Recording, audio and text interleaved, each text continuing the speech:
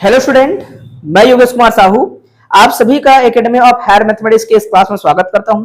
प्यारे विद्यार्थियों, पहला क्लास हमारा इंट्रोडक्शन था, दूसरा क्लास भी लगभग इंट्रोडक्शन बोल सकते हो, लेकिन यहां से हमारा जो है चैप्टर जो यूनिट है वो स्टार्ट हो जाता है। इस यूनिट का नाम क्या है? Complex integration. तो कॉम्प्लेक्स इंटीग्रेशन समझने से पहले कॉम्प्लेक्स फंक्शन जो हम बताए थे, मान लो कोई बच्चा वीडियो देखा होगा तो वो वीडियो में कहां तक जो मॉड की प्रॉपर्टीज है, मॉड जेड की, उन प्रॉपर्टीज को भी थोड़ा बताया गया होगा। 1 घंटा 10 मिनट के आसपास का वीडियो है, उसमें बहुत सारे और चीजों को हमने शामिल कर लिया है। कल के क्लास में भी हमने यही चीज बताया था। ठीक है, कर लोगे? कॉम्प्लेक्स फंक्शन भी बताया थे, वो भी याद होगा बच्चों। हमने अब दूसरा तरीके से बोल दिया है क्योंकि हम एक वीडियो हटाने वाले हैं वहां से। ठीक है, प्लेलिस्ट से नया वीडियो ऐड करेंगे। तो कॉम्प्लेक्स फंक्शन सभी विद्यार्थी ने कल पढ़ा था, आज हम रिपीट कर रहे हैं, जो कि क्लास में ऐड हो जाएगा, वीडियो में शामिल हो जाएगा। कि कॉम्प्लेक्स अगर वेरिएबल को आप लिखते हो x प्लस में आटा y, है ना, ये कॉम्प्लेक्स वेरिएबल है, कॉम्प्लेक्स प्लेन में है, जेड प्लेन, इसको आर्गन प्लेन भी कहते हैं। ठीक है, तो इस प्लेन में है तो जो फंक्शन होगा एफ जेड इक्वल टू क्या दिखेगा? W, बदला हुआ रूप। जैसे कि हमारा रियल में क्या था बेटा? F of X equal to Y, ऐसे बोले थे ना आप लोग। नया जो हुलिया होगा, नया जो चेहरा होगा, उसको वाई बोला करते थे। तो यहां पर हमने क्या बोल दिया? कॉम्प्लेक्स वेरिएबल का इमेज को W से डिनोट किया जाएगा, याद रखना। W इज न्यू वेरिएबल और उसकी रूप क्या होगी? U प्लस में आटा y, हमने बता दिया था। ठीक है, अब रिपीट कर रहे हैं, ऐसे हमने बार बार बता दिया था, बोलूंगा तो बहुत सारे बच्चे लगेगा कि पहले पढ़े थे करके, मानेंगे आज पढ़ रहे हैं, ऐसा दिखता है। और इसका हुलिया को दिखाने के लिए हम यहाँ पर क्या बनाएंगे? डायग्राम बना के समझाएंगे। मेरे प्यारे बच्चों, ऐसा ही दिखता है। इस जानकारी को हम साबित करने के लिए क्या करेंगे? एक एग्जाम्पल लेंगे, है ना। यहाँ पर बता दिए हैं कि ये क्या है? Function of X and Y, और ये क्या है? Function of X and Y.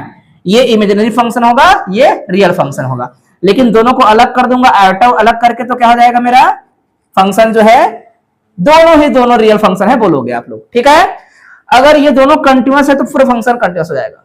ठीक है, दोनों डिफरेंशिएबल है तो पूरा फंक्शन डिफरेंशिएबल हो जाएगा, कॉम्प्लेक्स फंक्शन। ठीक है, फिलहाल तो वहां पर नहीं जाकर मैं पहले कॉम्प्लेक्स फंक्शन को लिख रहा हूं। जैसे कि Z square plus Z plus 1, ऐसा एक क्वाड्रेटिक इक्वेशन है कॉम्प्लेक्स वेरिएबल का।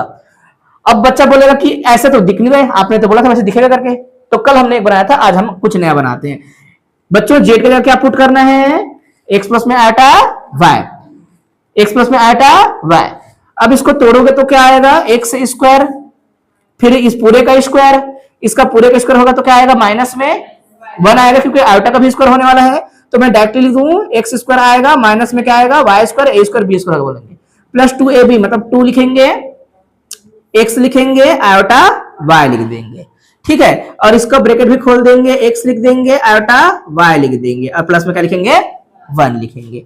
This implies that f of z is equal to, यहां पर कोई आयोटा है क्या?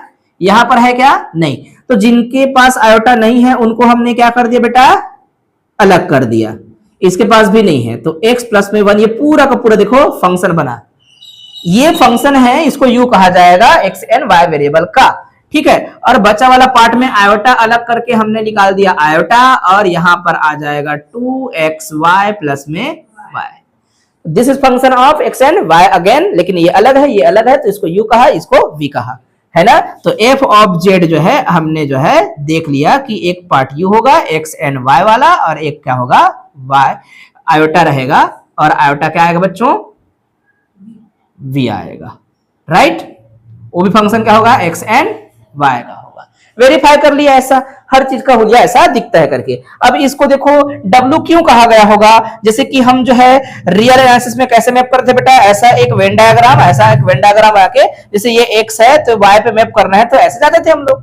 यहाँ अगर मैपिंग f है तो अपन क्या लिखते थे? यहाँ x का इमेज क्या होगा? f ऑफ x है बोलते थे। x1 होता तो f ऑफ x1, जिसे इधर जाकर y1 कह देते थे हम लोग। इधर क्या है? मान लो x2 है तो x2 का फोटो क्या बनेगा भैया? f ऑफ x2, इसको y2 कह देते थे हम लोग। अपना मन है, ये जब हम समझा रहे होते हैं तब ऐसा होता है। अगर फंक्शन दिया है, जैसे कि फंक्शन का नाम क्या होता है? x स्क्वायर प्लस में x प्लस में 1, तो जैसे ही 1 पुट करते हैं यहां पर, मान लो फंक्शन कहां से कहां गया है? मान लो आपने कह दिया कि सर रियल नंबर से कहीं पे गया है, मान लो इंटीजर से कहीं पे गया है बोलोगे। मान लो 1 पुट करेंगे तो 1 का इमेज क्या बनेगा बेटा? नया बनेगा ना। 1 का इमेज क्या बनेगा? यही x है, इधर रखने वाला चीज x होता है, इधर इमेज होता है। 1 + 1 + 3 बन जाएगा। 2 रख देते रखेंगे तो हो जाएगा 4 6 7 है कि नहीं, हुलिया बदल रहे हैं ना, यही बोलते हैं। ये क्या है बोलेगा तो इमेज ऑफ 1, ये क्या है इमेज ऑफ 2, तो 4 2 सीधा, तो 4 2 में से चीज बदलता है। तो हमने जेड को क्या समझा कि वेरिएबल है और उसका मैपिंग करने से उसका हुलिया बदल जाता है। ठीक है, बोलो सर, कोई प्रॉब्लम नहीं है इस बात को समझने में। और मेरे प्यारे बच्चों, अपन इस चीज को डायग्राम के माध्यम से भी समझ सकते हैं। जैसे कि मेरे पास ये है प्लेन, इस प्लेन पे हमने सपोज दैट यहां पर कोई एलिमेंट ले लिया, इसको कहेंगे शुरू में हम लोग क्या बेटा, जेड प्लेन। इसमें क्या लेना है आप लोग को, इसमें क्या लेना है बेटा, एक फंक्शन बनाने से पहले वेरिएबल लेना पड़ता है। तो जेड ले लिया और मैपिंग करते हैं यहां से यहां पर, देखते हैं कि अब क्या आएगा करके। ये बीच में जो है ना गैप छोड़ दे रहे ना, और अपन बोले ऐसे बोलेंगे तो भी चलेगा, फंक्शन है। ठीक है, तो ये जेड का वैल्यू जो है यहां पर कहीं पे भी जा सकता है, वेन डायग्राम में अलग होता है, और यहां पर ऐसा तीर का निशान लगा देना या फिर ऐसे करके लिख देना है ना, चलेगा। ऐसा करके थोड़ा ऐसे झुकाते हुए जो भी बनेगा पता नहीं कहां पर बनेगा करके, ये एफ होगा और यहां से यहां बनने वाला है।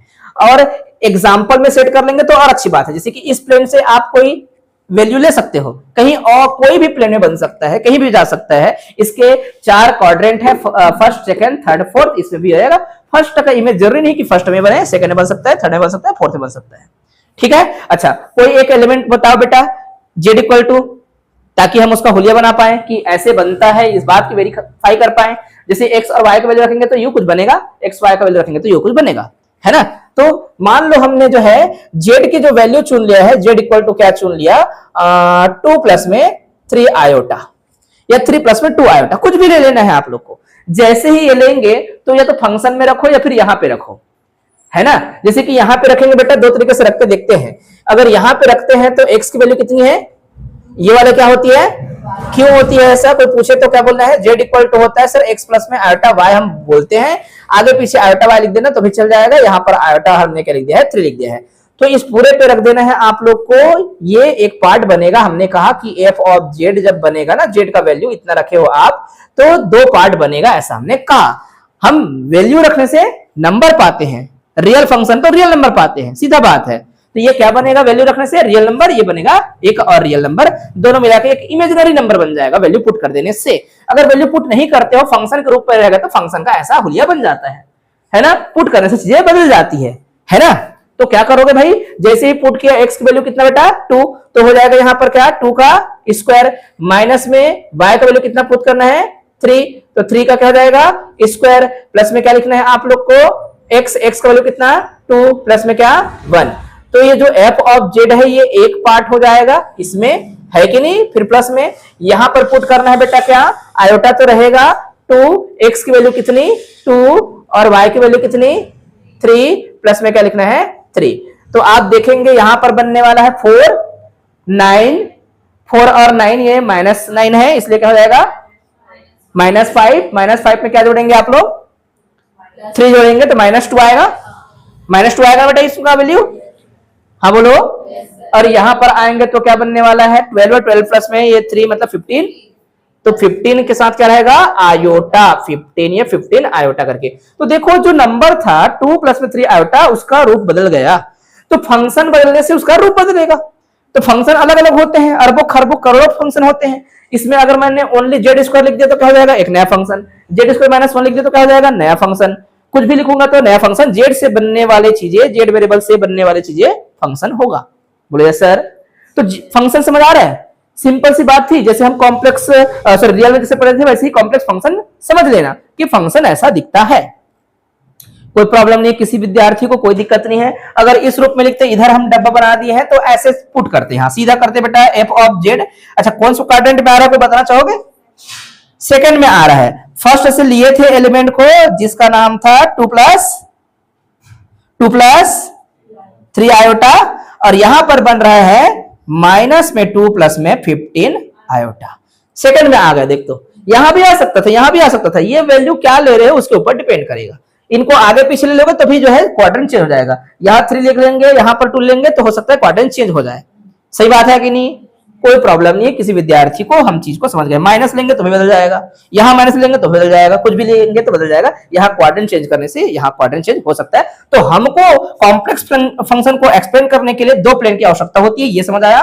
पहला प्लेन का नाम क्या है बेटा जेड प्लेन बोलने का, और दूसरे वाले को क्या बोलेंगे, डब्ल्यू प्लेन बोलेंगे, क्योंकि ये नया कोई नंबर बन रहा है लेकिन कॉम्प्लेक्स नंबर ही है। तो जेड और डब्ल्यू दोनों कॉम्प्लेक्स नंबर के रूप में लिया जाएगा। अक्सर पूरे हमारे कॉम्प्लेक्स एनालिसिस पढ़ते हैं तब दो ही प्रकार के कॉम्प्लेक्स नंबर हमको दिखेगा, एक का नाम होगा जेड और एक का नाम होगा डब्ल्यू। और डब्ल्यू का रिलेशन सीधा जो है मैपिंग के बाद का है, ये पता चल जाएगा। और उसके पहले जब जेड की बात करेंगे तो वो मैपिंग के पहले की बात हो रही है, इसका ये मतलब है। सही बात है। तो ये सारी बेसिक चीजें आपको अब समझ आ रहे हैं ना। ये सब्जेक्ट बहुत इजी हो सकता है अगर आपको सिंपल बेसिक 2 क्लास याद रहे, फिर ओनली न्यूमेरिकल बनाना है। थ्योरम भी बनाएंगे बच्चों, मैं जितना सिंपल थ्योरम बनाऊंगा आपको देख के मजा आ जाएगा, यार इतना सिंपल कैसे हो सकता है करके। फंक्शन की सही जानकारी होनी चाहिए, जो क्लास में बता रहे हैं उसकी जानकारी होनी चाहिए, फिर ये सब्जेक्ट आपको तगड़ा नंबर देने वाला है। मतलब जितना चीजें मैं पढ़ाता हूँ पूरे दिल से पढ़ाता हूँ, सब चीज को आप ध्यान से देखेंगे तो समझ आएगा। ठीक है, मतलब मेरे पढ़ाने के बाद आप किसी और को भी पढ़ा सकते हो, इतना आपको समझ आ जाएगा, है ना। बस वो बताने के तरीका पे डिपेंड करेगा। अगर मैं यहाँ पे सीधा रख देता तो क्या आता बेटा, इस पे रख देते, या फिर हमने यहाँ पे रख दिया था तो भी आ रहा इसी, और ऐसे रखोगे तो भी चलेगा, काम चल जाएगा।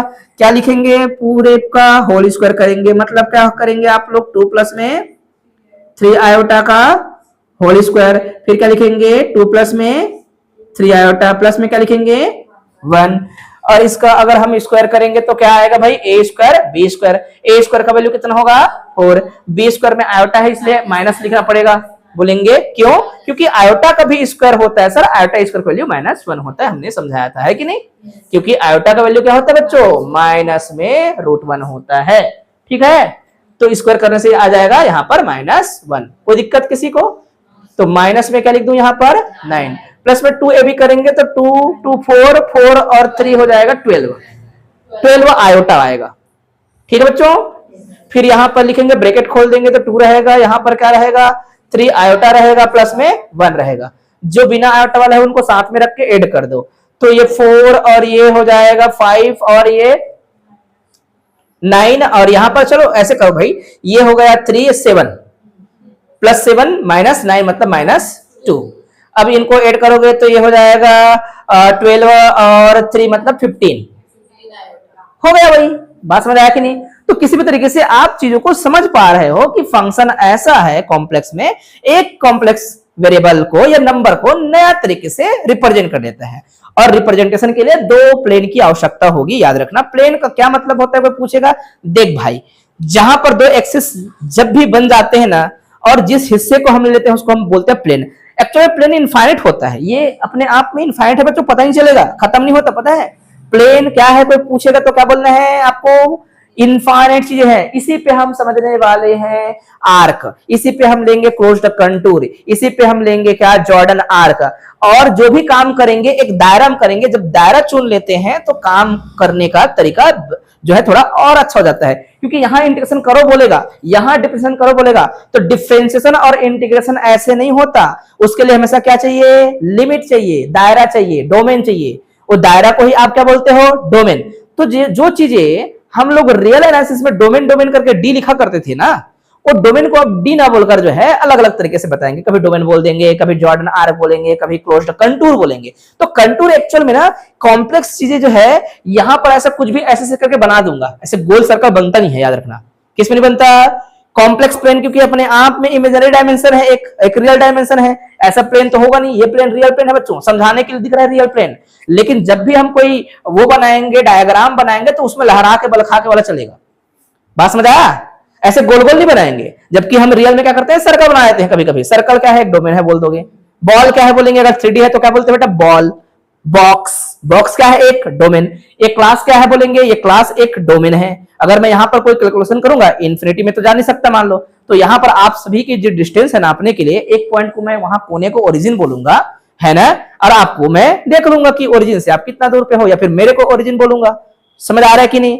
लेकिन कॉम्प्लेक्स में हमेशा ऐसा दिखता रहेगा कुछ ना कुछ। तो बच्चे जो है पूछते रहते हैं ये क्या है सर, बोलेंगे एक रस्सी है मान कर चलना ऐसे करके, और उसको जो है रखे हैं, और उसको ही जो फ्लेक्सिबल होता रहता है वो जो है अपने अनुसार से बदल भी सकता है, कोई दिक्कत नहीं है ना। फंक्शन है, फंक्शन का क्या बनता है हमेशा, डायग्राम। जिन चीजों का डायग्राम बन सकता है वो चीजें क्या होती हैं, फंक्शंस है। ठीक है, हर लाइन फंक्शन है, पता है आप लोग को। लाइन की इक्वेशन होती है पता है, अगर मैं स्ट्रेट लाइन लिख दूंगा तो y बराबर mx प्लस सी, है ना। y बराबर x लिख दिया तो क्या है वो भी स्ट्रेट लाइन है, जो कि फिर 45 से गुजरता है, कहां से, ओरिजिन से गुजरता है ना। बहुत सारे ऐसे लाइंस होते हैं, बहुत प्रकार के आप लिखते हो, ax प्लस में by इक्वल टू कुछ अलग सी भी लिखते हैं हम लोग, वो भी एक प्रकार का वो हो सकता है, ठीक है, अलग अलग तरीके से लिखते हैं। 11 12 में हमने बहुत चीज पढ़ा हुआ है, पैराबोला, स्फेयर, है ना, इलिप्स, सर्कल, ये सब चीज पढ़ा जा चुका है, ठीक है। तो मेरे प्यारे बच्चों ये समझ आ गया, कोई दिक्कत नहीं किसी को। फंक्शंस की जानकारी हो चुकी है। फंक्शन से, फंक्शन की आपने पढ़ा था कंटिन्यूटी, डिफरेंशिएबिलिटी, है ना। जब हम कंटिन्यूटी समझेंगे तभी हम जाकर डिफरेंशिएबिलिटी समझेंगे, डिफरेंशिएबिलिटी समझेंगे तो हम क्या करने वाले हैं आगे चलकर, किसी फंक्शन को इंटीग्रेशन कैसे करना है इस बात को हम पुष्टि कर पाएंगे, ठीक है बच्चों। तो यहां पर जो डेफिनेशन लिखा है वो डेफिनेशन को समझ लेना अच्छे से, ठीक है। कंटिन्यूअस फंक्शन का मतलब क्या, दो तरीके से फंक्शन बता सकते हो और कंटिन्यूटी बता सकते हो। मैं यहां पर मिटाने वाला हूं, इस साइड फोटो खींच लिया, ठीक है। तो कंटिन्यूअस फंक्शन रियल आंसर में मुझे पहले बताइएगा, जो बच्चा बताएगा उसको इनाम है 10 रुपया का। जहां पर डेल्टा और क्या एप्सिलॉन वगैरह दिखेगा ना, तो आप लोग सीधा बोलना डेफिनेशन किसने दिया होगा, कॉसी ने दिया होगा, ठीक है। तो कॉसी क्या बोलता है, कहां पर, रियल फंक्शन की बात करते हैं। Suppose F of x function है, ये ए पर क्या होगा, कंटिन्यूअस होगा। कहां पर, ए पर कंटिन्यूअस होगा। अगर ऐसा बोलते हैं तो बोलते हैं कि देखो सर, हम बोलते थे कि ये चलो यहां पर हम ऐसे ए को वेरी कराएंगे, ए की वैल्यू किधर जा रहा है, ए की वैल्यू किधर जा रहा है, ए की ओर जा रहा है। आप जानते हो इधर जो भी इमेज रहेगा उसको अपन क्या बोलेंगे, एफ ऑफ एक्स बोलेंगे। जो भी आएगा हमेशा इसको बोलते हैं कौन से एक्सिस, इमेज वाला एक्सिस। ये वाला कौन से एक्सिस, एक्स एक्सिस। इमेज को हमेशा ऊपर लिखते हो कि नहीं बताओ, यस सर। तो जो है यहां पर है बेटा ए, है ना। तो इनके बीच में जो आपने बनाया है और इनके बीच में की कुछ डिफरेंस होगी ना, इनके बीच की जो डिफरेंस होगी, ये हाइट होगी डिफरेंस, ये हाइट होगी डिफरेंस किसका, फंक्शन के इमेजों का। जब आप इनका डिफरेंस करें फंक्शन का, अगर यहां पर जो इमेज बन रहा है ये वेरी कर रहा है, इस फिक्स इमेज से क्या करेंगे आप, डिफरेंस करेंगे। यदि वो एप्सिलॉन है तो पक्का जो है ये जो एलिमेंट रहे होंगे उनके बीच की डिफरेंस भी क्या रही होगी, बहुत ही छोटी रही होगी, डेल्टा रही होगी। ये डेफिनेशन किसका है, कॉसी का डेफिनेशन है, याद रखना, कॉसी का एप्सिलॉन डेल्टा मेथड, ठीक है। फिर से बोल रहे हैं, फंक्शन को कंटीन्यूअस कब कहते हैं, बोलेंगे देखो सर फंक्शन को कंटीन्यूअस तब कहते हैं जब हम क्या करेंगे, फंक्शन को देखेंगे और फंक्शन को जिस पॉइंट पर देखेंगे, है ना, और जहां से चालू किए थे उनके बीच में एक पाथ बनेगा, पाथ में हर वैल्यू दिख रही होगी, मतलब हर एक पॉइंट के बीच में क्या रहेगा, very very very very very very very very small difference होता है। मैंने बीएससी में बच्चों को समझाया है डायग्राम बना बना के। मैंने उदाहरण दिया है कि बागबाड़ा से आप ट्रेन बैठते हो, एक टाइम था, उस टाइम पे निकले हो, महासुन पहुंचते हो, आपके पाथ में अगर आप डिस्कनेक्ट नहीं हो, इसका यह मतलब है मैं आपको लेफ्ट से देखूं और फिर राइट से देखूं, कहने के मतलब है कुछ ही क्षण में आपको मैं देखूं तो आपकी जो स्थिति है उसमें कोई ज्यादा बदलाव नजर ना आए। मैं जो है पलक झपकाया और आप रायपुर निकल गए तो बीच में क्या है, मतलब चीजें डिस्कनेक्ट हुई, कुछ ना कुछ ऐसे बोलते हैं। पाथ आपने फॉलो नहीं किया क्योंकि मैंने तो आपको जरा सा हटके देखा, आगे से देखा, इसलिए अपन क्या बोलते हैं, लेफ्ट हैंड लिमिट और राइट हैंड लिमिट। ये बात भी चलता रहता है। लिमिट क्या करते हैं, यहां पे जो आया है फंक्शन की वैल्यू, वो left hand limit, right hand limit जो है कब इस्तेमाल करते हैं, जब न्यूमेरिकल सॉल्व कर रहे होते हैं तब बात करते हैं हम लोग, हाँ कि ना। जब कॉसी बोलता है तो कॉसी ऐसे बोलता है, हाँ बोलो। अगर मैं इसी को ध्यान में रख के देखूं तो मेरे भाई पॉइंट का नाम क्या है, बोलेंगे पॉइंट को हमेशा जेड नॉट लेंगे, क्या लेंगे, जेड नॉट। तो एफ ऑफ जेड माइनस में F of Z naught is less than epsilon होगा whenever Z minus Z naught is less than epsilon. दो बिंदुओं के बीच की दूरी कॉम्प्लेक्स जो दिख रहा है वो बहुत छोटी है, मतलब जो है उन फंक्शन की वैल्यू और छोटी है, ये जितना छोटी होगी ये उससे और ज्यादा छोटी हो जाएगी। इसको ऐसे बोलते हैं। एप्सिलॉन और डेल्टा में क्या रिलेशन होता है, कोई पूछेगा तो बोलना कि सर डेल्टा जो है डेल्टा से भी छोटा होता है कौन, एप्सिलॉन। एप्सिलॉन और छोटा रहता है। तो जितनी दूर, जितनी कम मैं क्या करूंगा, यहां पर वैल्यू को इंक्रीज करूंगा, उतनी इमेज की वैल्यू भी और नजदीक हो जाती है। इसी को कंटिन्यूटी कहते हैं, जियोमेट्रिकल सेंस है ये। बच्चे भूल जाते हैं। 11 12 वाला डेफिनेशन याद रखना, left hand limit, right hand limit वाला मैं यहीं से निकाल के बता सकता हूं आप लोग को, है ना। तो डरना नहीं है, फिलहाल समझ लीजिए, इतना हम जानते थे करके। कितने बच्चे इसको देखे हो, इसको देखे हो, देखे हो ना भाई, भूलना कोई बड़ी बात नहीं है और अफसोस करना चलेगा। सीखते हैं बच्चों धीरे धीरे करके। कुछ लोग जो है एमएससी कवर करने के बाद सीखते हैं, उनको बेसिक डेफिनेशन नहीं आता डिफरेंशिएशन का, बेसिक डेफिनेशन नहीं आता कंटिन्यूटी की। ठीक है, तो मैं उम्मीद करता हूं कि आप लोग को आता है डेफिनेशंस। ठीक है, डेफिनेशन ये समझ आ रहा है। डिफरेंशिएबिलिटी का हम जब पढ़ेंगे तो यहां डिफरेंशिएबिलिटी को रियल से पहले कवर करेंगे। डिफरेंशिएबिलिटी में क्या होता है, कोई बताना चाहोगे? बोलेंगे सिंपल सी बात है सर, हमें जो है ना इसकी जानकारी जो है किसने दिया था सबसे पहले? बोलेंगे डिफरेंशिएबिलिटी की बात जब जब करेंगे तब आएगा न्यूटन भाई साहब। ठीक है, उन्होंने ऐसे बताया था, अगर हम याद करें तो अपन लिखते थे डेल एक्स अपॉन में क्या, डेल टी। ठीक है, टाइम के रिस्पेक्ट में, टाइम जितना चेंज होगा उसके रिस्पेक्ट में हम क्या करते थे, उसके पोजीशन को देखते थे। ठीक है बेटा, ये क्या होता था, पोजीशन में चेंज। ये क्या है, टाइम इंटरवल भी बोल सकते हो इसको, पोजीशन का जो है डिफरेंस बोल सकते हो। कभी कभी तो इसको ऐसे लिखते थे, इसका मतलब है क्या, एक्स आई और यहां पर क्या है, एक्स आई प्लस 1, कुछ भी बोल सकते थे। या 1 2 ले लिया तो क्या हो जाएगा बेटा, यहां पर 1 2 या 2 1, कुछ भी हो सकता है। अगर फाइनल पॉइंट को आपने 2 बोल दिया तो ऐसे भी लिख सकते हैं, है ना, पॉजिटिव ही रहता है डिफरेंस। ठीक है, तो आप क्या करेंगे यहां पर T2 माइनस में क्या, T1, ये जो है। अच्छा, इसी चीज को आप उसमें क्या बोलते थे, वेलोसिटी। वेलोसिटी में क्या बोलते थे, वेलोसिटी में पोजीशन जो है कैसा टाइम के रिस्पेक्ट में चेंज हो रहा है, ऐसी तो बोलते थे। क्या क्या होता था डेफिनेशन बताओ वेलोसिटी का?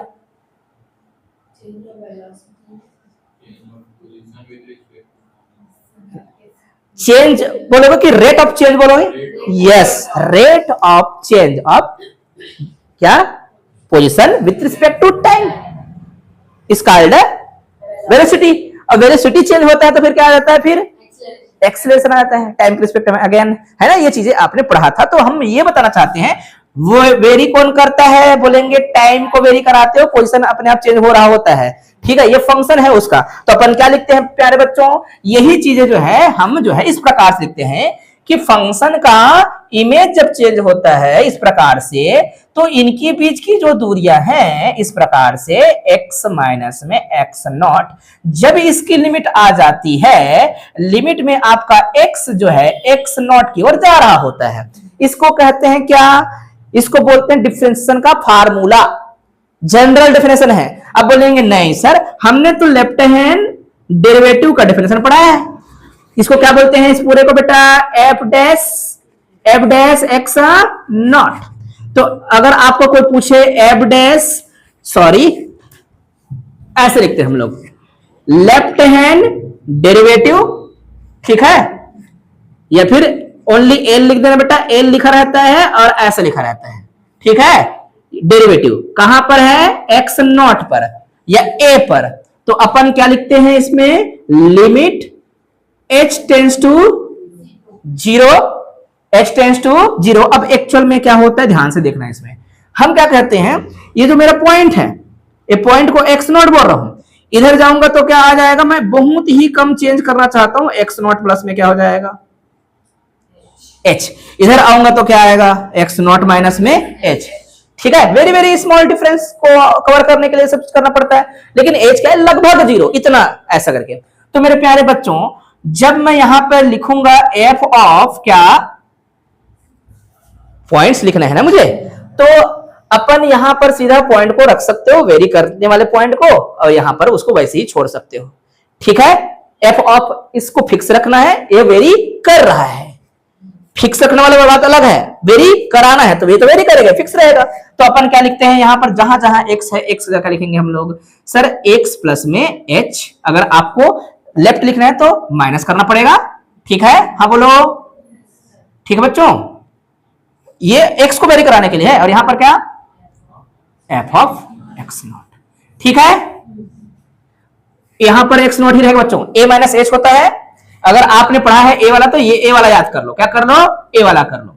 हाँ बोलो, ये पढ़े ना बेटे, तो आप क्या कर दोगे यहां पर, यही पढ़े हो बीएससी में भी, 11 12 भी, तो क्या करोगे, जैसे ही रखोगे मेरे यहां पर x की जगह में क्या, a माइनस h, तो यहां पर a हट जाएगा क्योंकि ऑलरेडी a है ना बेटा, क्योंकि आप रखेंगे क्या यहां पर a minus h minus a, ये गया, इसलिए लेफ्ट हैंड लिमिट में हमेशा ऐसा फंक्शन है माइनस h हुआ करता, जबकि राइट हैंड लिमिट में हमेशा प्लस h होता था। यस और नो? यहां से निकाला गया था, इसको याद रखना। मैंने इसको ये बता दिया, ये तीसरा बार बता रहा हूं आप लोग को, हाँ कि ना? बच्चों क्यों समझा रहे हैं रियल को? क्योंकि आपको समझना आसान हो जाए करके। बोलो ठीक है। राइट हैंड जब डेरिवेटिव निकालते थे मेरे प्यारे बच्चों इस पॉइंट पर, तो क्या निकालते थे आप लोग? लिमिट h टेंड्स टू अभी भी 0 f ऑफ a प्लस में h माइनस में f ऑफ a अपॉन में माइनस प्लस h होता था। प्लस h क्यों आया कोई पूछेगा तो क्या बोलना? जनरल फार्मूला में सर अपन ने क्या रखा है, जहां जहां x है x जगह रखा है a प्लस में h, वेरी कर रहा है। तो यहां पर आप जैसे ही रखेंगे a प्लस h तो a तो गायब, प्लस h बच जाएगा। इसलिए ऐसा formula left hand derivative right hand derivative. जब लेफ्ट हैंड डेरिवेटिव या left hand right hand derivative and functional value, functional value जो भी रहा हो तो दिक्कत नहीं है, सॉरी मैंने गलत बोल दिया, वो तो कंटिन्यूटी के लिए होता था। कंटिन्यूटी के लिए क्या? Left hand limit right hand limit और फंक्शनल वैल्यू सब बराबर हो तो क्या होगा? Function continuous. बचपन का चीजें था, याद रख लिए, काम आ जाएगा। कॉसिक डिफरेंशियल ही याद रखना है, कॉसिक डिफरेंशियल अच्छे से याद रखना है। मैंने बोला कि इस तरीके से काम करोगे, क्या पूछा मैंने आपको? रियल पे बोलेंगे नहीं सर, रियल पे काम करेंगे सर, लेकिन इस पर जो है टू वेरिएबल फंक्शन है इसलिए हम ऐसा काम अभी नहीं करेंगे, लेकिन समझाने के लिए जरूर कहेंगे। फंक्शन माइनस में फंक्शन वैल्यू, फिर क्या करेंगे? यहां पर वो वेरिएबल और यहां पर वो पॉइंट का डिफरेंस। हमेशा क्या लिखा रहेगा? हमेशा गारंटी यही लिखा रहेगा। हर बार जब भी हम क्या करेंगे, डिफरेंशिएबिलिटी की बात करेंगे तो हम ऐसे लिखे रहेंगे, एफ ऑफ जेड माइनस में क्या? F of Z not upon में जेड माइनस में जेड नॉट। यही फार्मूला है कि नहीं बताओ? ठीक है कि नहीं? तो जिसका रियल स्ट्रांग उसका कॉम्प्लेक्स स्ट्रांग। ठीक है, चलो फिर से मैं रिवीजन करता हूं। क्या पढ़े थे पहले? इधर कॉम्प्लेक्स फंक्शन, कॉम्प्लेक्स फंक्शन का हुलिया कैसे दिखता था बताओ? जल्दी बोलो, कॉम्प्लेक्स फंक्शन की हुलिया कैसे दिखता था? शक्ल कैसे दिखता था? F of Z equal to, नया कुछ बनेगा तो डब्ल्यू कह सकते हो, इक्वल टू यू प्लस में iota, where U is function of X and Y and V is also function of X and Y. दोनों डिफरेंट हो सकते हैं, कभी कभी एक जैसा हो भी सकता है, मुझे कोई दिक्कत नहीं है, फंक्शन के ऊपर डिपेंड करेगा।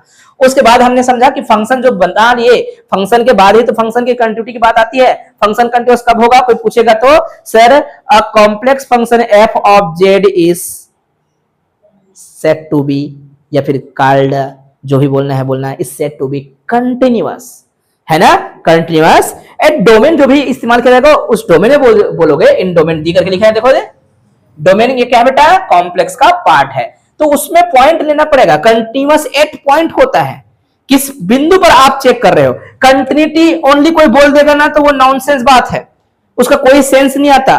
कंटिन्यूटी हमेशा किसी पॉइंट पर देखी जाती है, ये भूलना नहीं है, वरना हर फंक्शन कंटिन्यूअस हो जाएगा। फिर हर कंटिन्यूअस फंक्शन बोलोगे, हर किसी का इमेज बनता है ना?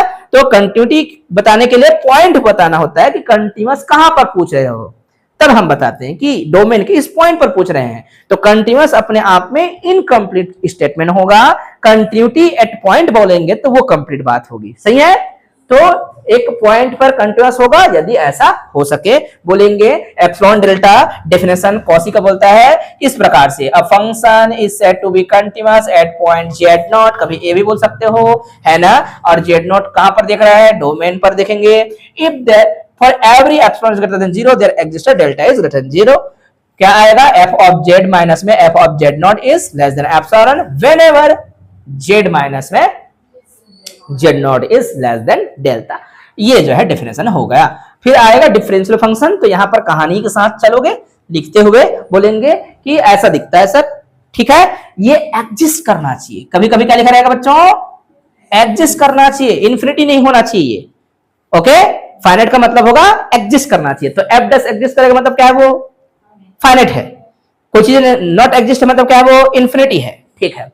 Analytic function, what is analytic function? यही पूरा जो है इसी का खेल है, पूरा कॉम्प्लेक्स एनालिसिस में इस एनालिटिक फंक्शन का ही स्टडी किया जाएगा। इसके पहले जो है एक बार सिलेबस चेक कर लीजिएगा कि यहीं से चालू हुआ है क्या आपका वो, क्योंकि जब पहले जो बच्चे पढ़ते थे ना बीएससी में कॉम्प्लेक्स एनालिसिस ऑलरेडी पढ़ लिए होते थे, तो वहां पर कॉम्प्लेक्स फंक्शन पढ़ते थे।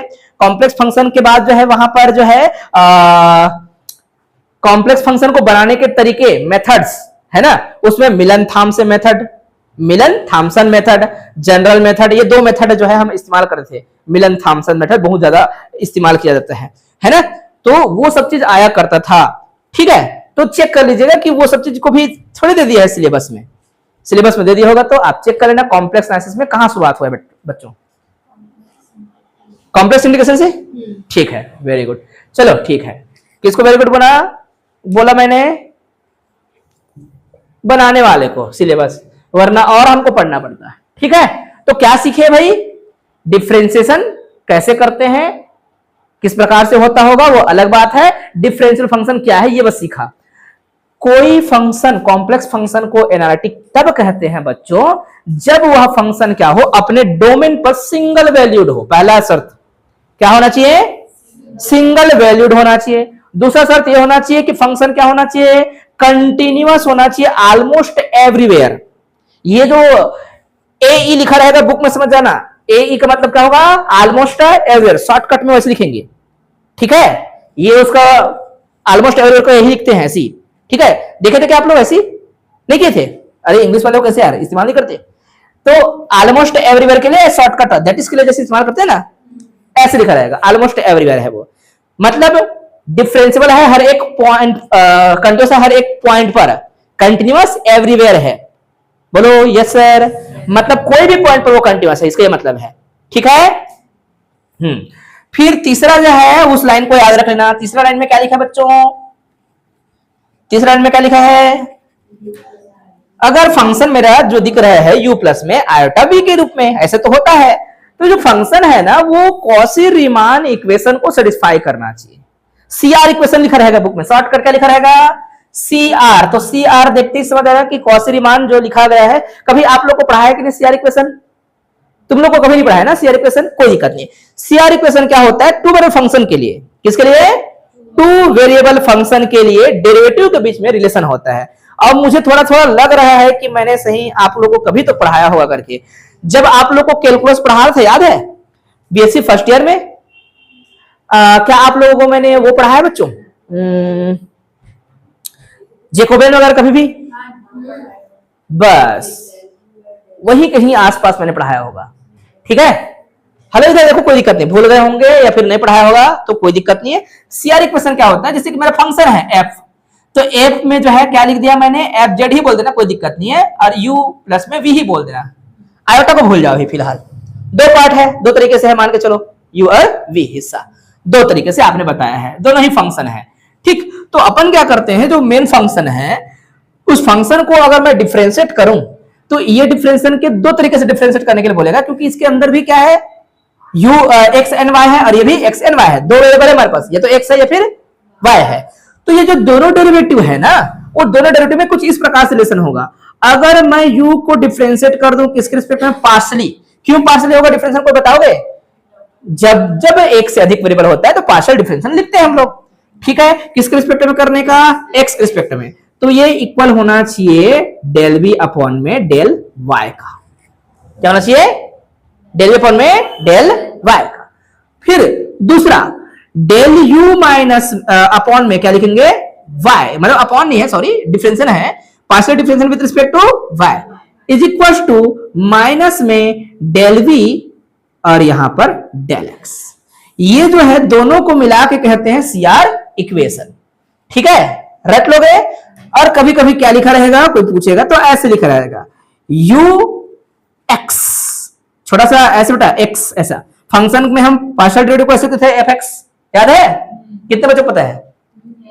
अगर f x है तो इसका क्या मतलब है? डेल स्क्वायर f अपॉन में del x square, partial derivative with respect to x, और ये कितना बार है? 2 टाइम डेरिवेटिव है, सेकंड ऑर्डर का पार्शियल डेरिवेटिव है। ठीक है, हाँ बोलो। कभी ऐसे लिखा रहे तो x और y लिखा है तो इसका क्या मतलब है? पार्शियल डेरिवेटिव करना है सबसे पहले किसके रिस्पेक्ट में? आपको यस, डेल x और डेल y। ठीक है, आगे पीछे भी हो सकता है, दोनों इक्वल होते हैं, है ना। इसको हम बोलते हैं कॉची श्वार्ज, वो यंग थ्योरम है, श्वार्ज थ्योरम है, उसमें भी हमने बताया था, शायद मैंने पढ़ाया नहीं पढ़ाया मेरे को नहीं पता, यंग और श्वार्ज थ्योरम होता था, पार्शियल डेरिवेटिव का रिलेशन है वो। ठीक है, ओके बच्चों, ये चीजें आप याद रखेंगे, इसको याद रखो भाई। तो कभी कभी शॉर्टकट में क्या लिखा रहेगा याद रखना है, ux इक्वल टू क्या लिखना है आपको? vy, हाँ बोलो। और uy इक्वल टू क्या लिखेंगे आप लोग? Minus vx। ये दोनों को मिला के क्या कहते हैं? CR equation. क्या बोलते हैं? CR equation. आगे जब हम पढ़ेंगे नेक्स्ट क्लास में तो सीआर इक्वेशन को याद रखना, उसको मैं डायरेक्टली इस्तेमाल करूंगा। ठीक है, क्या करूंगा? इस्तेमाल करूंगा। तो ये नोट करके रखना बच्चों, नोट करके रखना। ठीक है, रिपीट करते हैं। क्या रिपीट करना है? एनालिटिक फंक्शन किसे कहते हैं? तो बताइए, एक फंक्शन जो है सिंगल वैल्यूड हो। सिंगल वैल्यूड का मतलब क्या है कि भैया कोई एक पॉइंट रखते तो एक वैल्यू आनी चाहिए, इसका ये मतलब है, बदलना नहीं चाहिए। मतलब फंक्शन जो है हमेशा क्या होता है? 1 1 होता है। फंक्शन क्या होता है? 1 1 होता है। इसका ये मतलब है, सिंगल वैल्यूड का ये मतलब होगा। नहीं जी, सही है, इसी का मतलब तो होता है 1 1। ठीक है, दूसरा क्या होना चाहिए? फंक्शन ऑलमोस्ट एवरीवेयर कंटीन्यूअस होना चाहिए। ठीक है, तीसरा क्या आना चाहिए? पार्शियल डेरिवेटिव एग्जिस्ट करने के बाद सीआर इक्वेशन सेटिस्फाई होना चाहिए। सीआर इक्वेशन कैसा होता है कोई पूछेगा तो del U upon del X equals to del V upon del Y comma del U upon del Y equals to minus del V upon del X. Okay, मेरे को याद है, आपको भी याद रहना चाहिए। गलत नहीं पढ़ा सकता, गलत पढ़ाऊंगा तो कल का मेरा थ्योरम नहीं बनने वाला। थ्योरम का पहला नाम ही है, शुरुआत ही है कॉसी थ्योरम से। कॉसी थ्योरम पहला थ्योरम हम बनाएंगे। ठीक है, वही हल नहीं होगा, इसको सॉल्व नहीं, वो समझेंगे नहीं तो इसको याद रखना है, डबल लिखेंगे एक बार उसको याद कराने के लिए। ठीक है मेरे प्यारे बच्चों, कुछ इंपॉर्टेंट डेफिनेशन है, यहां से क्वेश्चंस आ रहे हैं लगातार।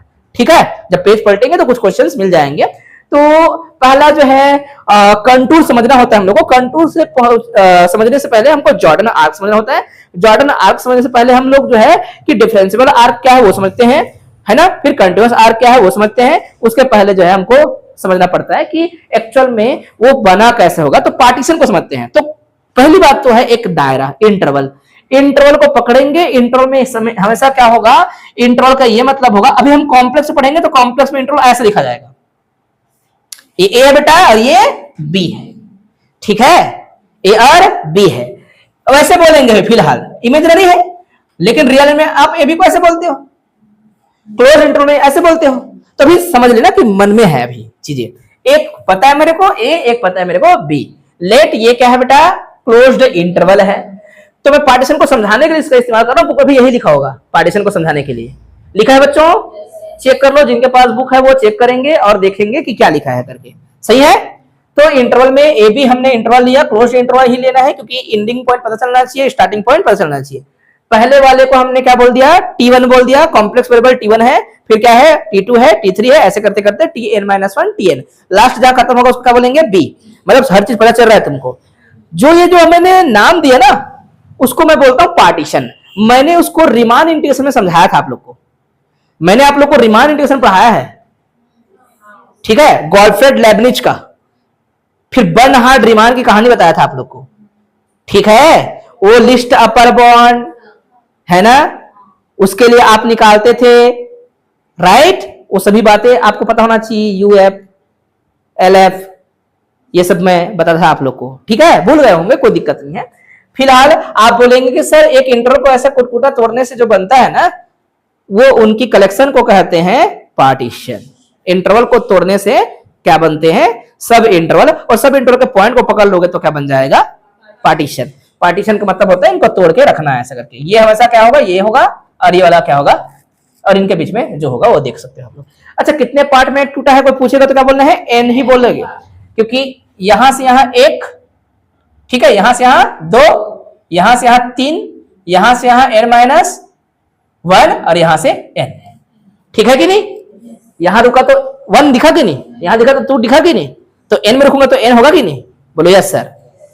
तो ये कलेक्शन ऑफ जो पॉइंट्स होते हैं इसको बोलते हैं partition of interval. Partition of interval. Partition का होता है बच्चों मेस या फिर नॉर्म। क्या बोलते हैं इसको हम लोग? मेस। ठीक है, मेस का स्पेलिंग देख लेना आप लोग। ठीक है, MESH होता है। वैसे क्या नहीं लिखा होगा कोई दिक्कत है, छोड़ दो। मेस या फिर क्या बोलेंगे? नॉर्म। नॉर्म क्या होता है? मैक्सिमम डिफरेंस होता है बच्चों। क्या होता है? नॉर्म ऑफ P पार्टीशन का जो मेस है, या फिर क्या बोलेंगे नॉर्म जो होगा, इन बिंदुओं के बीच में जो सबसे बड़ा डिफरेंस ले लिए रहेंगे ना, उस डिफरेंस को, मैक्सिमम डिफरेंस को क्या बोलेंगे? नॉर्म बोलेंगे। बोलो यस सर। ठीक है, ठीक है ना बच्चों? कंटीन्यूअस आर्क क्या है? तो इसी पर ही काम करना रहता है, इसलिए इतना बताए थे, उसको नहीं लिखेंगे तो भी चलेगा। Continuous arc. अब आर्क का मतलब समझो। आर्क में जैसे कि आप एक प्लेन में ड्रा करोगे, प्लेन में जो छोटे छोटे चीजें ड्रा करोगे उनको आर्क कहेंगे, लेकिन यहां पर कॉम्प्लेक्स में आर्क कैसे कहना है, ध्यान से देखो। एन आर्क बोलना था मुझे, तो अब कंटिन्यूअस लिखूंगा, क्योंकि पहले एन आर्क लिख दिया था मैंने यहां पर। तो अब कंटिन्यूअस आर्क लिख रहे हैं। कंटिन्यूअस आर्क एल से रिप्रेजेंट करेंगे उसको, क्या बोलेंगे हम लोग, L is defined by complex number Z equal to क्या होगा, एक्स टी प्लस में आयोटा बाय टी। ऐसे समझाने के पहले लिख दिए हैं एक्स टी करके। टी मतलब होगा उस जो इंटरवल में, जो दायरा में सोच रहे थे ना, उसमें से कोई वेरी करने वाला पॉइंट्स की बात कर रहे हैं। तो कॉम्प्लेक्स में जो है ना इस प्रकार से होता है, जैसे कि ये प्लेन है मेरा, तो प्लेन में मैंने क्या कर लिया, दायरा चुन लिया है। उस दायरे से लेकर मैं जो है, जो भी मेरे पॉइंट है वहां तक मैं पहुंचूंगा, उसी के बीच में क्या करूंगा, मैं छोटे छोटे लाइन को ड्रा करते जाऊंगा। तो जैसे कि मैंने ऐसे कर दिया, इससे ज्यादा नहीं जाना है, ये अलग अलग रहते हैं, ऐसे दूर दूर में रहते हैं, तो इनको ना, इन पॉइंट को ऐसे करके मिलाऊंगा ना, तो जो बनेगा वो आर्क है। इमेज है क्या बुक में, नहीं है इमेज है, देख पा रहे हो, पीछे देखोगे तो ऐसा मिल जाएगा आप लोगों को, पीछे देखोगे तो मिल जाएगा, समझ आया बच्चों। और वो अपने तरीके से बना सकते हो, ऐसा नहीं है मैंने जो बोला वैसे बनाओगे, ऐसे जरूरी नहीं है। आप ऐसे बना दिए होता है, ऐसे करके रहा था पॉइंट रहता। तो ये जितने भी आपने छोटे छोटे जो पॉइंट्स लेके उनको ड्रा करना चाहोगे, फंक्शन जो बनाओगे, कंटीन्यूअस फंक्शन बनाओगे, तो इन कंटीन्यूअस फंक्शन को आप क्या करेंगे, ये पार्टीशन में छोटा छोटा तोड़ के बना के ऐसे मिला दोगे, तो बन जाएगा आर्क। ए से बी खींच नहीं सकते, ए से बी हमेशा स्ट्रेट लाइन हो जाएगा। ए से बी क्या हो जाएगा, स्केल रखोगे सीधा खींच दोगे, क्योंकि हमेशा हमने यही सीखा है, ठीक है। तो एक्चुअल में इतनी छोटे डिफरेंस होती हैं, इनको जब ऐसे मिलाते हैं ना, स्ट्रेट लाइन से दिखता रहता है, फिर क्या दिखेगा, स्ट्रेट लाइन दिखेगा ऐसे करके, है ना। लेकिन इसको स्मूथली जब देखा जाए तो क्या बनेगा, एक ऐसा करके इमेज दिखेगा। बात समझ आया, ये क्या होगा, कॉम्प्लेक्स प्लेन पर आर्क, ठीक है बच्चों, एल। तो जो इंटीग्रेशन करेंगे, डिफरेंशिएशन करेंगे, है ना, या फिर जो भी काम करेंगे तो आर्क पे होगा। और इसको ना बेटा ऐसा एक दिन मिला दो, मान लो क्या होगा, ऐसा करके मान लो मिला दें, इसको हम कंटूर बोलते हैं। आर्क जब मिल जाता है ना, कंटूर हो जाता है। लेकिन उसके पहले कुछ और डिफरेंशिएशन है, उसको कवर करना पड़ेगा। कंटिन्यूअसली डिफरेंशिएबल फंक्शंस, या फिर जो है वो क्या कहेंगे, कंटिन्यूअसली डिफरेंशिएबल में हम जो बोल रहे थे, ये जो दिख रहा था, जो पॉइंट था, उसमें हमेशा ये एग्जिस्ट करना चाहिए। अगर कंटिन्यूअसली डिफरेंशिएबल आर्क बोल रहा हूं मैं, समझ रहे हो क्या बोल रहा हूं, कंटिन्यूअसली डिफरेंशिएबल आर्क। बच्चों आर्क लिखना भूल गए हैं, याद रखना। तो क्या होगा, ये जो पॉइंट्स हैं, उन पॉइंट्स पर हम क्या करेंगे, डेरिवेटिव एग्जिस्ट कर, ऐसा बोलेंगे जिस चीज को हमने ले रखा है ना। जैसे हमने फंक्शन ड्रा किया है, फंक्शन है भाई, फंक्शन है, याद रखना, फंक्शन हमने ड्रा किया है, किसके लिए, इन पॉइंट्स के लिए, पॉइंट को वेरी करा रहे हैं, ठीक है। इन पॉइंट को कहां से कहां वेरी करा रहे हैं, कोई पूछेगा तो क्या करना है, ए से बी तक वेरी करा रहे हैं। अच्छा ये बात भी याद रखना है, ए भी कॉम्प्लेक्स प्लेन का हिस्सा है, बी भी कॉम्प्लेक्स प्लेन का हिस्सा है, दोनों कॉम्प्लेक्स नंबर ऑलरेडी हो सकते हैं, ठीक है। तो इनके बीच में ही क्या करना है, हम लोग को पॉइंट को वेरी कराना है। तो जिस भी जगह पर मैं उस पॉइंट पर क्या कर दूं, डिफरेंशिएट कर दूं, डेरिवेटिव के रूप में लिमिट एग्जिस्ट करना चाहिए, इसका ये मतलब है कि नहीं, मतलब समझ रहे हो बच्चों। मैं बता दूं क्या लिख रहे हैं उसको, इसका ये मतलब है कि जेड टी माइनस में जेड टी नॉट अपॉन में टी माइनस टी नॉट का लिमिट एग्जिस्ट करना चाहिए। बोलो यस सर, बोलो यस सर, सही है ना, ठीक है। तो ये लिखो तो ठीक है, ना लिखो तो ठीक है, लेकिन काम आएगा, इसलिए हमने उसको छोटा सा पॉइंट लिखा हुआ है। कोई दिक्कत किसी को बच्चों। रेगुलर आर्क, रेगुलर आर्क किसे कहते हैं, रेगुलर को हम स्मूथ आर्क भी कहते हैं, क्या कहते हैं, स्मूथ आर्क। अब कंटिन्यूअसली डिफरेंशिएबल, कंटिन्यूअसली मतलब वो ऑलरेडी कंटिन्यूअस है, डिफरेंशिएबल भी है, इसका ये मतलब होता है। कंटिन्यूअसली डिफरेंशिएबल का कोई भी फंक्शन को, ये दोनों शब्द एक साथ आ जाए ना, a function is said to be smooth function if it is continuously differentiable function. Infinite time तक होता रहता है ये, है ना। वे सभी फंक्शन को स्मूथ फंक्शन कहते हैं जो क्या हो, कंटिन्यूअसली डिफरेंशिएबल हो, इनफाइनाइट टाइम तक करो तो इनफाइनाइट। ऐसा आगे चलकर देखेंगे बेटा, ऐसे लिखा रहेगा, ऐसे लिखा रहेगा, कॉम्पैक्ट सपोर्ट बोलते हैं इसको हम लोग, क्या बोलते हैं इसको, कॉम्पैक्ट सपोर्ट बोलते हैं। किसी फंक्शन में ऐसे लिख देगा कि f बिलोंग करता है करके ना, f ऐसा करके, तो समझ जाना कि फंक्शन जो है कंटिन्यूअसली डिफरेंशिएबल है, मतलब फंक्शन स्मूथ है बोलते हैं, मतलब फंक्शन हमेशा डिफरेंशिएबल होता रहता है, इसका ये मतलब होता है। हाँ बोलो, टेंशन है नहीं, मतलब इन्फिनिटी तक होता रहता है, ऐसा रहता है। ओके ठीक है, स्मूथ का ये मतलब होता है। फिलहाल वो टेंशन मतलब इतना बस याद रखो। क्या पढ़ना है आप लोग को? अब continuously differentiable arc L is called regular. ऊपर में क्या लिखा था? कंटिन्यूसली डिफरेंशिएबल आर्क, उसी में ही डेफिनेशन को मिला देना था। ठीक है, तो एक आर्क है बच्चों, वो आर्क रेगुलर कब कहलाएगा? यदि वो कंटिन्यूसली डिफरेंशिएबल हो, अर्थात उसके डेरिवेटिव भी एग्जिस्ट करते हुए वो आर्क अलग से बना सको, ड्रा कर सको, तब कहेंगे उसको, है कि नहीं। फिर आता है बच्चों क्या? जॉर्डन आर्क लिखा है डेफिनेशन। जॉर्डन आर्क का डेफिनेशन लिखा है क्या कहीं पे? चेक कीजिएगा, जॉर्डन आर्क लिखा रहना चाहिए। नीचे में एक लाइन है, हाईलाइट कर दिया हूं, वो देखना यहां से।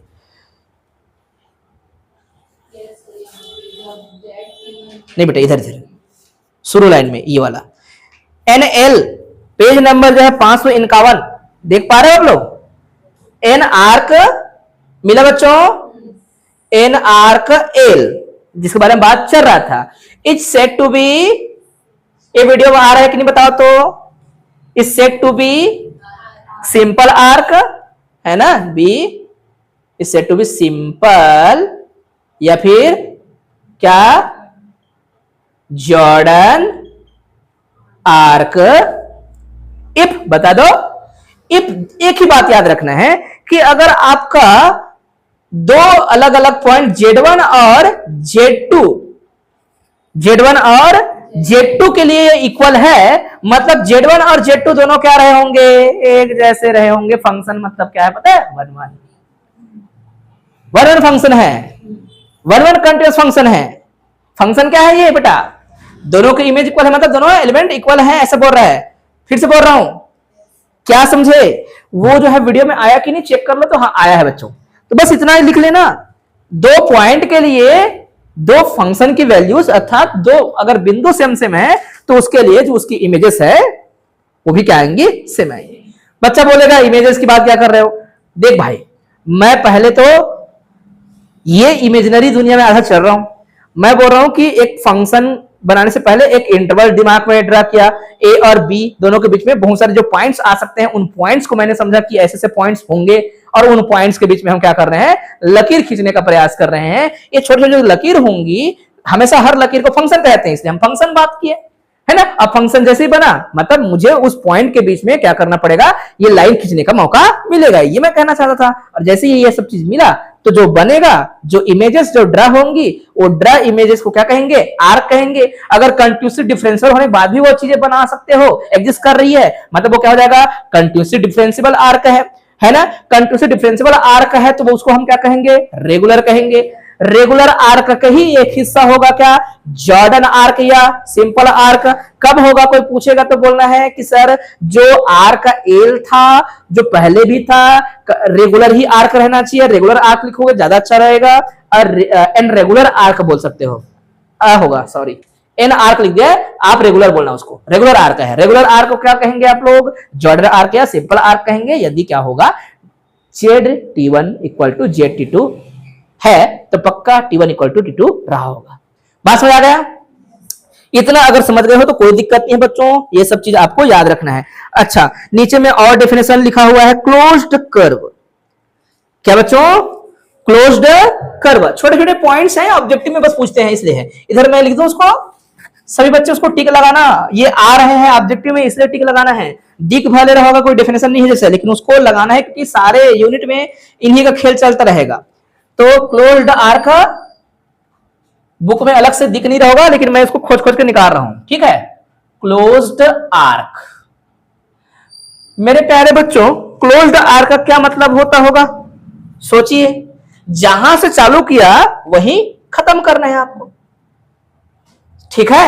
मतलब स्टार्टिंग पॉइंट और एंडिंग पॉइंट क्या होना चाहिए? फंक्शन की एक होनी चाहिए। मतलब आपका जो है इंटरवल क्या था, याद है? इंटरवल था बच्चों क्या? ए और बी दोनों डिफरेंट पॉइंट है, याद रखना है। पॉइंट वैसा क्या होता है? डिफरेंट ही रहता है, तभी इंटरवल बनता है। अब इसी पे जब हमने बनाया था, तो जेड ए इक्वल टू क्या हो जाए? जेड बी हो जाए। मतलब जहां से बच्चों हम चल रहे थे, है ना, वहां पर क्या हो जाएगी? चीजें जो है ऐसा हो जाएगा। ये क्या था? ए पॉइंट, ठीक है।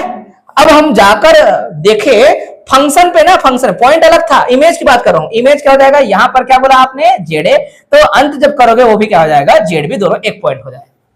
ठीक है, तो क्या बोलोगे, कर्व क्या हो गया, क्लोज। इंटरवल जो है क्लोज नहीं हो, क्लोज है, इसका ये मतलब नहीं है कि सेम सेम पॉइंट है, सेम सेम पॉइंट होगा इंटरवल में तो क्या हो जाएगा, वो पॉइंट हो जाएगा।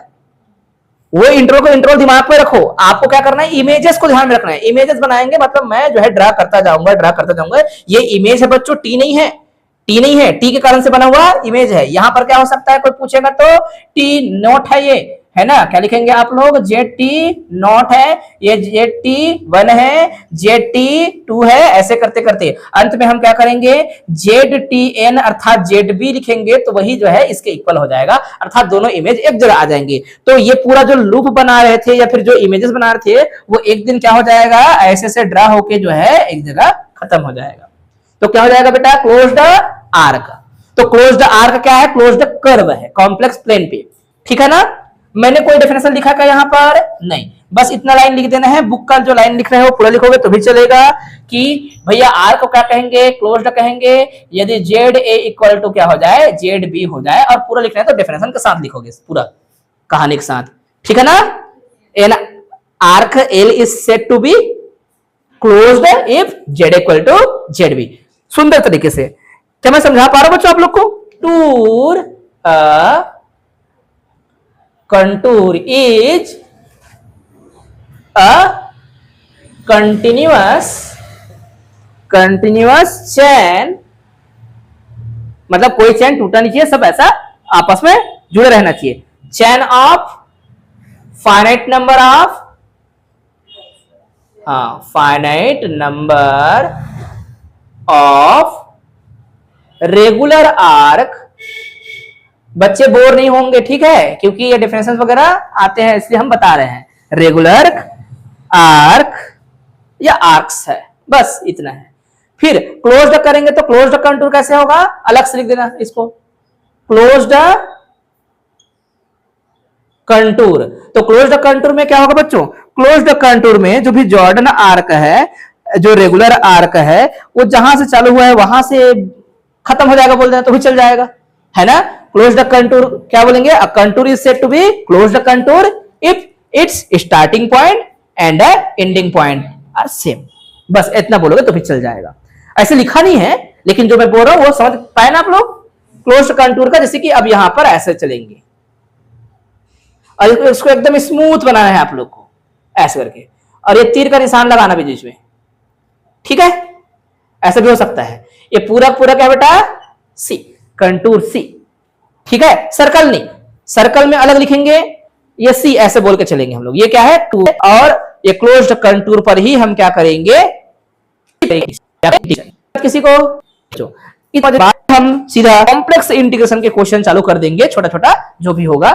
ये पूरा इंट्रोडक्शन, तो दो इंट्रोडक्शन के, एक इंट्रोडक्शन पूरा सब्जेक्ट का इंट्रोडक्शन था, और ये जो दूसरा क्लास का जो इंट्रोडक्शन है वो किसका इंट्रोडक्शन है, पूरा जो यूनिट स्टार्ट करने वाले हैं उसका इंट्रोडक्शन है। और यहां से क्वेश्चन लगातार आ रहे थे, किसी किसी बुक में ऑब्जेक्टिव में लिखा जा चुका होगा, है ना, तो अच्छी बात है। क्वेश्चन पेपर देख के चालू करना पढ़ना, ठीक है, हल्का फुल्का। पहले ही क्वेश्चन एक 55 का जो क्वेश्चन है वो पूछा है 19 और 18 में। 18 में ऑब्जेक्टिव में पहला वाला पूछा है, 19 में भी पूछा है ये वाला, ठीक है।